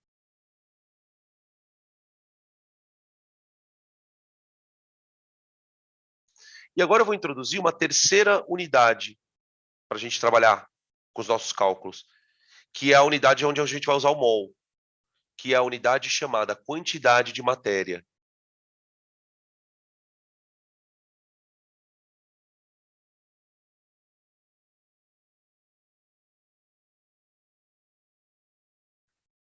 Ou conhecido também popularmente como número de mols. Ou seja, número de pacotes. Então a gente mede a matéria em pacotes, porções. Então eu vou olhar para a água daqui para frente e não vou perguntar mais para ela assim, quantos gramas tem aí? Eu vou perguntar quantos mols tem aí? Quantos pacotes tem aí? Quantos pacotes de 600 sextilhões cada tem aí? Gente, eu viajo nesse negócio. Eu olho para a água, eu imagino um monte de caixinha de molécula escrito assim, 602 sextilhões. Cada caixinha está escrito 602 sextilhões, 602 sextilhões, 602 sextilhões. Como se fosse um container. Cada 602 sextilhões é um mol. Eu enxergo assim, tipo, você tem que forçar o teu cérebro a ficar pensando nisso, tá? Se você tem dificuldade, tá? E o nosso desafio agora é começar a vincular essas coisas, né? Eu posso medir a matéria por massa, eu vou poder medir a matéria por volume, sobretudo com gás, calma, e vou poder medir a matéria em quantidade de matéria. A nossa coisa agora é fazer o seguinte: eu quero vincular isso com isso. Essa é a primeira questão que eu quero. Ou seja, eu quero aprender a transformar isso nisso. Por exemplo, 100 gramas. Quantos mols tem? Quantos mols tem 100 gramas? Quantos pacotes de 600 sextilhões cabem ali? Olha, a primeira questão que a gente tem que pensar depende do que você está medindo. Se as moléculas forem muito pesadas, não deve ter tanta molécula. Concorda? Se as moléculas forem muito pesadas, não deve ter tanta molécula. Agora, se as moléculas forem menores, então a gente precisa vincular. Como é que eu transformo mol em massa, massa em mol? Mol em massa, massa em mol. Como cada substância tem uma massa, a gente viu isso no começo da aula, eu preciso de uma referência. Preciso de uma referência. Para cada substância, eu tenho que ter uma referência, tá? Essa referência se chama massa molar, tá? Depois que a gente definir massa molar, gurizada, aí eu vou falar do volume, tá? Eu não toquei no assunto do volume porque eu acho que não é a hora de entrar com essa discussão. Por enquanto, eu quero só transformar de massa para mol, de mol para massa, tá? Então, ó, voltando aqui. Para você entender da onde veio a ideia de massa molar, eu vou te contar uma historinha de mentira, assim, tipo uma situação mental, tá? Então, olha só. Imagina que você tem uma balança, tá? E aí eu vou fazer o seguinte. Eu vou pegar um átomo de hidrogênio, que é o átomo mais leve da tabela periódica. Esse átomo de hidrogênio, ele pesa 1 unidade de massa atômica. É uma unidade bem pequenininha, super pequenininha, tá? E vou colocar esse átomo de hidrogênio na balança. Eu vou colocar esse átomo de hidrogênio na balança. Só que eu vou colocar esse átomo de hidrogênio na balança até ele marcar aquela quantidade de átomos. Então imaginem a situação em que você vai colocando átomos um por um, um por um, um por um, até chegar naquele número ali. Eu vou parar ali. Ali eu tenho 1 mol. Tudo bem? Agora a pergunta que fica é: por que eu parei justamente nesse número? Por que eu não parei antes? Por que eu não parei depois? Aí é que está a sacada. Porque os químicos perceberam, gente, que se você parar nesse número, adivinha quanto a balança marca? Se eu parar exatamente nesse número, né? Então eu posso dizer que isso aqui, ó, é na verdade. Peraí.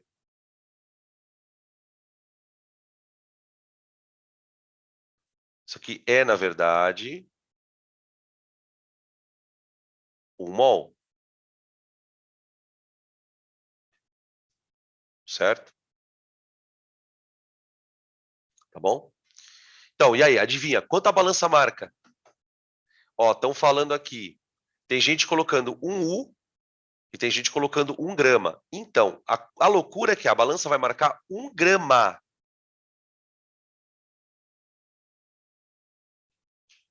Vocês têm noção do que é 1 grama, gente? Vocês têm noção do que é 1 grama? Uma coisa muito pequena. Você consegue pegar na mão 1 grama.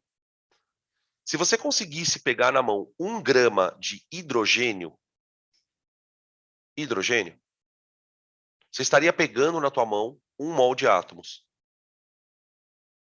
1 mol. Tá, mas professor, peraí, eu não entendi ainda uma coisa. Por que eles pararam naquele valor? Eles pararam naquele valor de 602 sextilhões para que o valor que a balança marca coincida com o valor que está na tabela.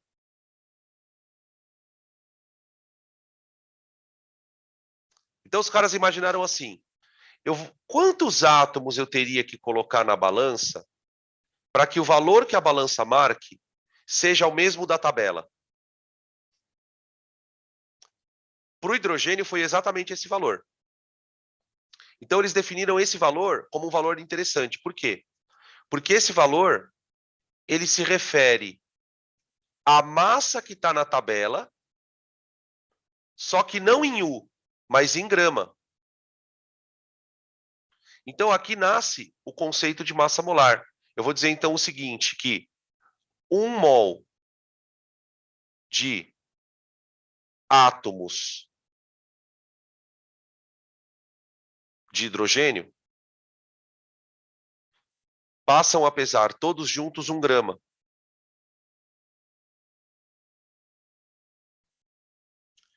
E aí, e olha que interessante. Um átomo sozinho pesa quanto? 1 U. Percebam que o número coincide, ó, 1 grama, 1 U, mas a unidade é diferente. Então, na verdade, o mol ele foi pensado no sentido de facilitar os químicos, por quê? Porque assim, cada elemento tem uma tabela, um valor na tabela de massa, certo? O que o químico queria na cabeça dele? Ele queria olhar para aquele número e saber exatamente quantos átomos tinha naquele valor em gramas. Então eu olho para a tabela, vejo lá, hidrogênio 1. Eu quero pensar então exatamente na minha cabeça, quantos átomos tem em 1 grama? Então eles perceberam que para que eu chegue em 1 grama de hidrogênio, eu preciso ter aquele número de átomos. Então aquilo foi definido como mol.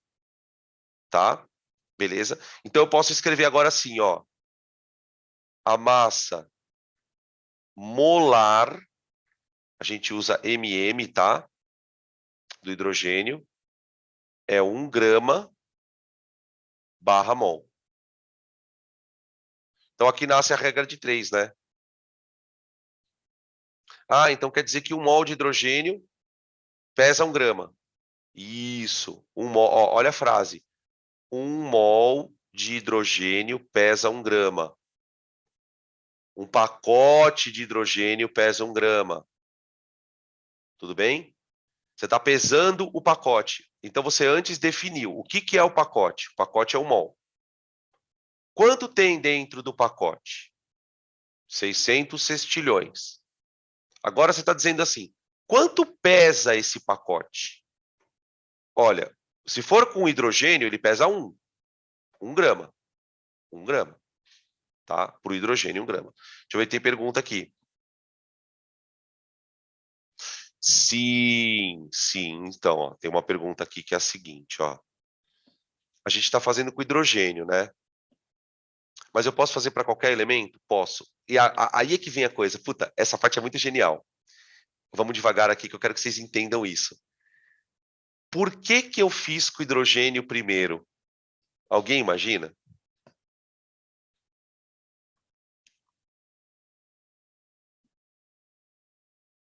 Nós estamos relacionando mol com massa, né?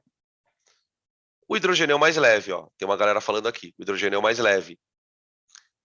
Então olha que interessante. A partir do momento que você define isso para o mais leve, todos os outros estão definidos. Eu vou te contar por quê. Vamos trocar aqui o slide, ó.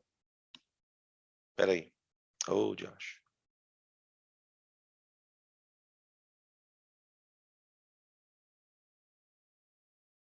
Ah. Presta bem atenção nesse slide. Lembra que para o hidrogênio, eu precisei de 602 sextilhões para dar 1 grama, né? Ô, gente, pensa comigo assim. Vamos trocar o hidrogênio por carbono. Então agora, imagina que você tirou todos os hidrogênios, cada um, e foi trocando por carbono. Tira um hidrogênio, põe um carbono. Tira um hidrogênio, põe um carbono. Tira um hidrogênio, põe um carbono. Pronto. Troquei. Será que a massa vai continuar 1 grama?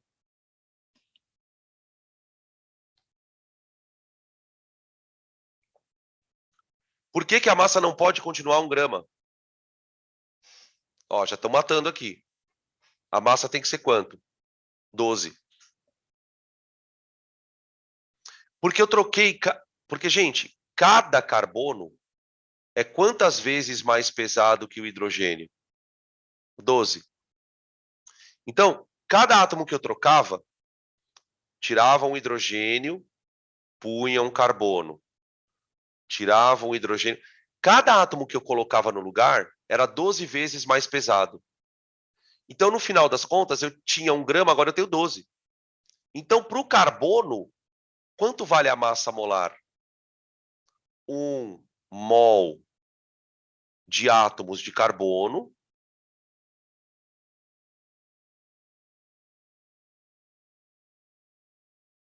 vão pesar 12 gramas. Isso é uma regra de 3, né? Então, você pode escrever 12 gramas por mol. Não estranhem se aparecer assim no exercício, ó. 12 gramas vezes mol a menos 1. É a mesma coisa que grama por mol. Ah, então, pera lá. O carbono é 12 vezes mais pesado. Então, 1 mol de carbono tem que pesar 12 vezes mais do que 1 mol de hidrogênio. O pacote, né? É como se você tivesse 2 pacotes. Um pacote com 1 mol de hidrogênio e um pacote com 1 mol de carbono. Tem a mesma quantidade de átomos em cada pacote. Só que o pacote de carbono é 12 vezes mais pesado. Então, quer dizer, a partir do momento que você define aquele mol para o hidrogênio, os outros vêm. Os outros vêm. Tá? Como que eu ia descobrir que o carbono é 12? É o valor da tabela. É o valor da tabela. É aquele valor que está tabelado. Lembra que eu quero que aquele valor seja o valor que a balança me dê. Da massa, exato. Exatamente. O valor da massa. Exatamente isso. Quer ver? Vamos fazer um outro teste? Vou mudar um pouco o protocolo aqui, ó. Não precisa multiplicar a constante pela massa? Não. Não. Não, não, não. São duas coisas diferentes. O que você está falando é que tudo isso junto pesa 12 gramas. É uma constatação. Cada 12 gramas é uma porção que tem esse tanto de átomos. Você não tem que multiplicar nada por nada. Isso é uma informação, ó. Tá? Daqui a pouco a gente vai ver como é que a gente usa ela. Por exemplo, eu chego para você e faço a seguinte pergunta. Imagina que eu tenha 24 gramas de carbono.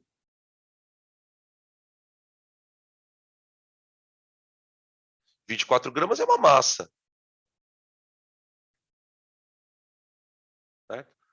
Quantos átomos tem aqui?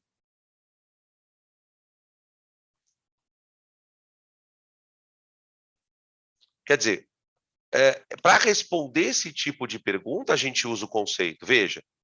Ah, eu quero saber quantos átomos tem aqui. Tá bom. O que eu sei do carbono? Eu sei isso aqui. Então, esse valor, ele é muito importante que a gente entenda, esse valor ele é tabelado. Você não tem que se preocupar com o valor. Você tem que se preocupar, sabe com o quê? Com isso aqui, ó. O que significa isso? Esquece o valor. O valor ele vai te dar de presente, ó. A massa do carbono é 12 gramas por mol. Você precisa entender o que é grama por mol. Quando você está recebendo essa informação, o que ele está te dizendo? Ele está dizendo o seguinte, olha, cada pacote com esse tanto de átomos,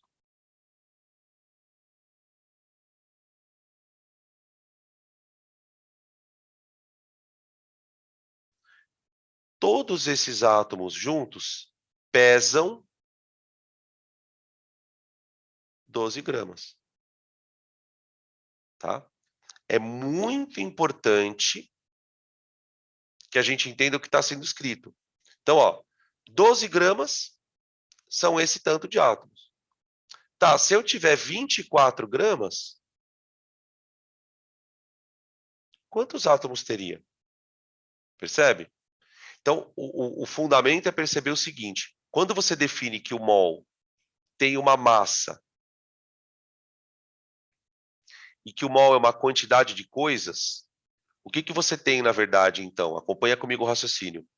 O mol é uma quantidade de coisas que tem uma massa. Entende? Então, para o carbono, quanto pesa um mol? 12. Então, tá aqui, ó.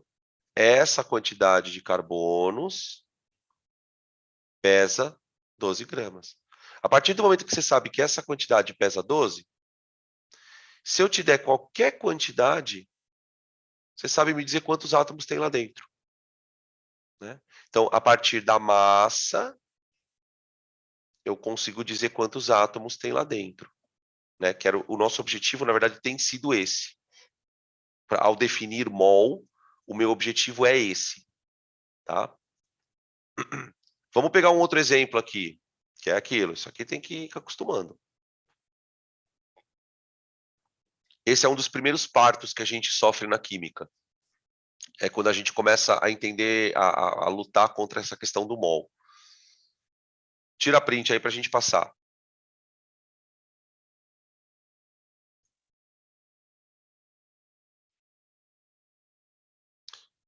Vamos lá. Vamos fazer agora com uma outra coisa, mais pesada. Espera aí.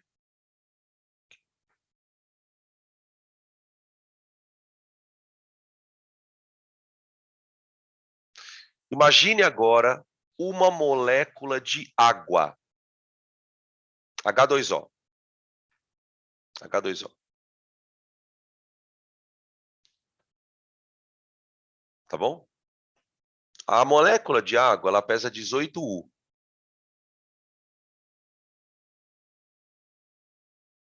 Tá? Como é que a gente chega nesse número? Pegando a massa do hidrogênio e somando com a massa do oxigênio. Os valores estão na tabela. São aqueles valores da tabela. Então, para pensar um pouquinho, gurizada. Cada água equivale a quantos hidrogênios em massa? 18. Ela é 18 vezes mais pesada que o hidrogênio. Então, agora, repete aquele raciocínio que a gente fez com o carbono. Repete o raciocínio com o hidrogênio. Pensa lá na balança cheia de hidrogênio. Tinha 1 mol de hidrogênio. Quanto a balança pesava? Ela pesava 1 grama. Agora imagina que você vai tirando hidrogênio e pondo água. Tira um hidrogênio, põe água. Tira outro hidrogênio, põe água. Vai fazendo isso várias vezes. No final das contas, você só vai ter água ali. A balança vai marcar quanto? A balança tem que marcar, vamos ver aqui, ó. Espera aí. 18 gramas com a água. Eu coloquei uma quantidade de água igual à quantidade de hidrogênios lá na primeira balança. Só que as moléculas de água são mais pesadas. Então, os mols, eles vão acabando... O que eu estou tentando mostrar para vocês? Que essas massas, elas vão sendo obtidas a partir da tabela. Então, essa informação, ela está na tabela.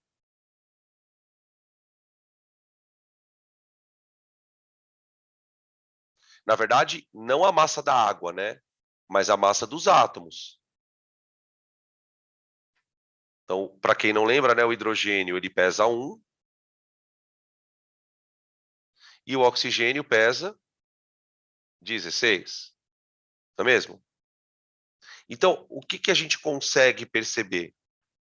Que os dados da tabela, eles podem ser usados para você criar uma massa em gramas. E qual é a vantagem? A vantagem é que eu sei que essa massa em gramas é a massa de um pacote inteiro de 1 mol.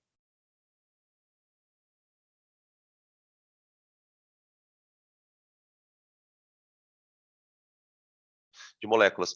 Então, por exemplo, se você coloca um copo com água e no copo com água tem 18 gramas, ali dentro você sabe que exatamente tem 602 sextilhões de moléculas. Ou 1 mol. Você pode falar as duas coisas, né? Você pode escrever isso, que 18 gramas contém... Né, eu estou escrevendo no fundo a mesma coisa. Ó.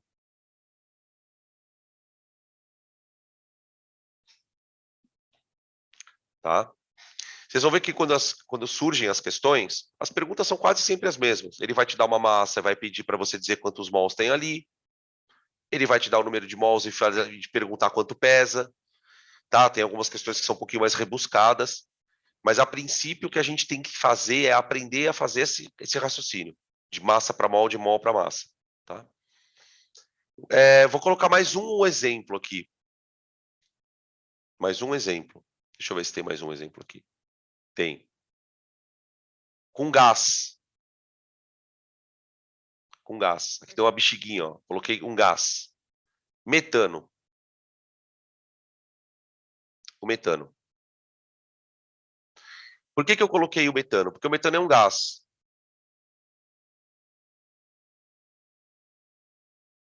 Então, aqui vai surgir uma outra questão. Presta muita atenção nesse slide, tá, gurizada? Eu sei que já tá meio tarde, a gente já tá super cansadão, mas pega as últimas energias e guarda aqui, porque tá acabando também.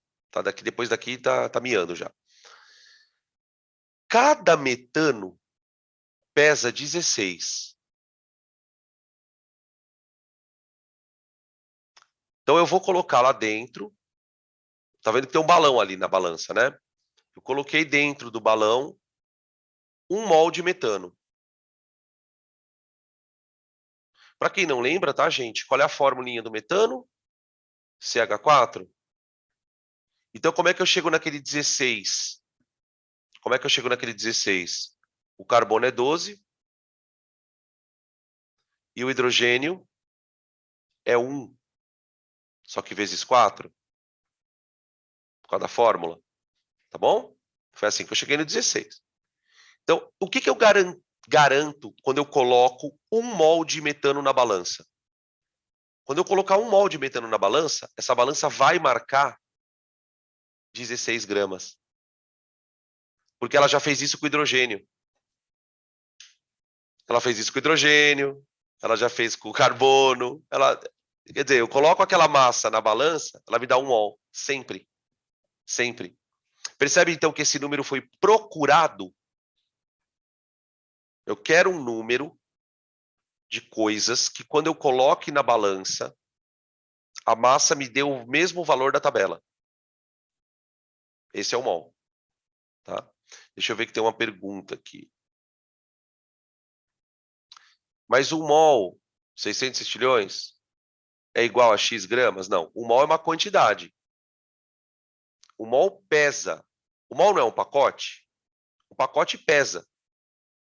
Então, olha só. Quando você fala... Põe a palavra pacote. Não perde isso de vista.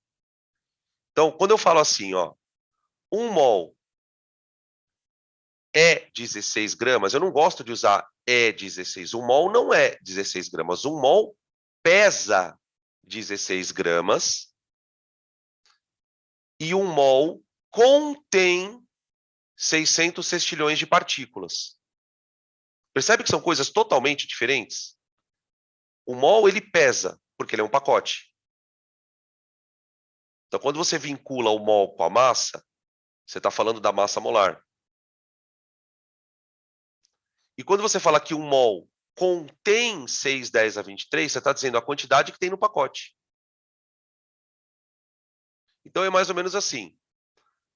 Cada moléculazinha dessa tem uma massa. Cada moléculazinha dessa tem uma massa. Quando você junta todas as moléculazinhas na balança, a balança me marca 16 gramas. Tá? Deixa eu ver aqui. 16 gramas eu não tenho que multiplicar por 6, 10 a 23? Não, não. Na verdade, você está falando que 6, 10 a 23 moléculas dentro do pacote pesam 16 gramas. Entendeu? Uma coisa que você fala para mim assim, uma dúzia de ovos pesa, sei lá, 600 gramas. Você está falando, uma dúzia pesa 600 gramas. Eu posso falar, um mol pesa 16 gramas. Tá? Aqui vai marcar 16, ó. Opa. Tudo bem? Então, esse valor é a massa molar. Ó. 16 gramas por mol. Esse valor é a massa molar. Tá? Então, por exemplo, se eu falo assim, quantos mols tem 160 gramas? Se eu colocar na balança 160 gramas, quantas moléculas vai ter? Aí você faz a regra de 3. Na verdade, isso aqui, ó, é a primeira linha da regra de 3. Ó. Olha que interessante. Um mol, ele pesa a massa molar. Não é? No caso do metano, vale 16. Um mol pesa a massa molar. Um número N de mols vai pesar uma massa M. Tudo bem? Essa é a regra de 3 que você vai montar. Então, ó, essa massa molar, ela vai depender da substância. Então, para a água é 18, para o metano é 16, para o carbono era 12. Então, isso aí muda de acordo com a substância. O que vai acontecer no exercício? Ele vai te dar a massa e perguntar o número de mols, ou ele vai fazer o contrário. Ele vai te dar o número de mols e perguntar a massa. Alguma coisa ele vai fazer. Tá? Deixa eu ver aqui. Peraí que estão me perguntando um negócio. Dan, eu não deveria poder ter número que não seja inteiro na massa, né? Por que não? Deveria sim. Deveria. É que você está levando em consideração uma coisa que talvez não seja correta. A massa do próton não é exatamente igual à do elétron, a do nêutron. Não é. E o elétron tem massa. Ela não é uma massa desprezível. Então é natural que os números deem quebrado. Não é bizarro. Tá? O elétron ele tem uma massa sim, esses aparelhos conseguem detectar, e a rigor, a massa do próton ela é um pouquinho diferente da do nêutron. Então, uma coisa é você definir número de massa como sendo soma de próton e nêutron. Aí fala, mas a massa do próton é igual a do nêutron. Mas quando você vai medir isso no aparelho, não. E lembrar o seguinte também, né? A gente está usando médias ponderadas. Então, muitas vezes o número está quebrado por causa da média ponderada, que nem o cloro, 35,5. O cloro 35,5 você está usando a média ponderada. Porque lembra que a gente está procurando essa massa na tabela. Se eu estou procurando na tabela, eu estou procurando já o resultado daquela média. Tá? Se bem que a gente vai usar arredondado, né? Mas eu entendo a tua estranheza. Você fala, por que tem, né? Essa coisa de não ser inteiro. Ô, gente, ó, agora o povo tá caindo aqui, ó. O público começa a cair. Vai chegando no final da aula, vai caindo, a galera vai indo embora, tá? Vai ficando cansado. Então vamos encerrando aqui, mas antes de encerrar, eu queria fazer uma coisa. Queria contar um negócio para vocês. Espera aí. Tem uma terceira coisa que eu vou introduzir aqui na história. Isso aqui é um gás. Então você concorda que esse gás ele ocupa um volume?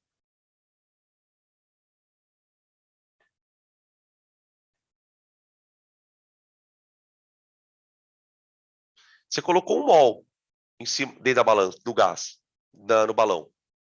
Tem 1 mol, certo? Esse 1 mol ele vai ter um tamanho. O balão vai ter um tamanho. Esse tamanho ele é muito importante na química. Ele se chama volume molar.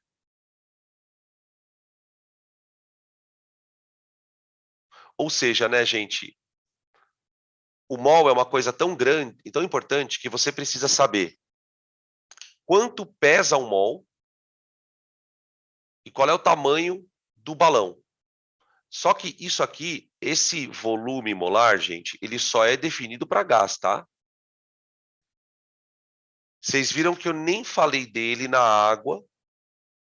Eu só vou usá-lo para gás. Tá? Esse volume, gente, ele vai depender da temperatura que está o gás. Se o gás estiver mais quente, o balão está maior. Se o gás estiver mais frio, o balão está menor. Ele vai depender. Tá? A gente vai discutir ele na parte de gases. Vai mostrar lá o 22,4, né? Quando eu falo de volume molar, geralmente alguns alunos lembram do 22,4. Ah, mas não era 22,4, professor? Em algumas situações pode ser. Tá? Tudo bem? Beleza? Vocês querem perguntar alguma coisa, gente? Eu acho que a gente pode ir encerrando por aqui. Na aula da semana que vem, do assunto, eu quero começar a aula fazendo alguns exemplos e só exercício, cara. Vocês vão ver na lista de exercícios, acho que tem 15 ou 16 exercícios. Então, a próxima aula é só questão de calcular. Então, aí a gente vai ver como é que usa isso, vai ver onde que pega o problema, tá? Enquanto a gente vê a teoria, Às vezes a gente tem uma sensação de que é coisa mais complicada, e vai ver que não é, tá? Vocês vão ver que nas aulas de exercício já pode fazer a lista. Estão perguntando aqui se já pode fazer a lista. Já pode fazer a lista. Já tem condições de fazer a lista, sim.